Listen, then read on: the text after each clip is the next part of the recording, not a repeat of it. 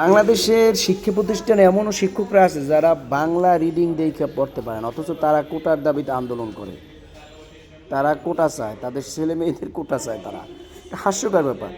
আরে বেটা, তুই আগে ঠিকমতো বাংলা ইংলিশ দেখে পড়া শেখ।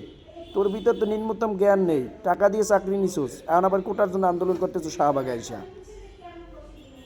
ওই দিন দেখলাম যে একজন শিক্ষক তার 2 বছরের বাচ্চাকে নিয়ে পুলিশের জল কামানের সামনে নিয়ে আন্দোলন করতেছে। ইন্ডিয়ান বেকুব লোক কি এই দেশে আছে? এই বেকুব মার্কা লোকেরা কোটার জন্য এরা আন্দোলন করে, এরা কোটা চায় শিক্ষকরা। ওই শিক্ষকেরা আমার প্রশ্ন করা উচিত ছিল, বাংলা দেখে পড়তে পারে কিনা আগে সেইটা জিজ্ঞেস করা হবে। আগে বাংলা পড়া শিক্ষকদের শিখতে হবে ভালো করে রিডিং বাংলা ইংলিশ, তারপর ওই শিক্ষকদের কোটা দিবে কি দিবে সেটা বিবেচনা করা হবে। ছাত্ররা প্রায় 65% ছাত্র আছে যারা বাংলা রিডিং দেখে পড়তে পারে না। শিক্ষকরা আছে এরকম 50% বাংলা ঠিকমতো পড়তে পারে না। টাকা দিয়ে ফেসিস্ট আমলে চাকরি নিছে, আজকে তারা কোটার জন্য আন্দোলন করতেছে। ভিত্তিহীন আন্দোলন এগুলো।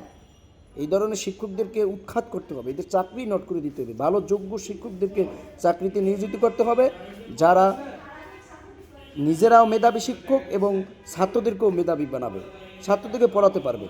ওই ধরনের শিক্ষক যারা আন্দোলন করতেছে, এই ধরনের শিক্ষকদের দ্বারা ভালো স্টুডেন্ট আমরা আশা করতে পারি না।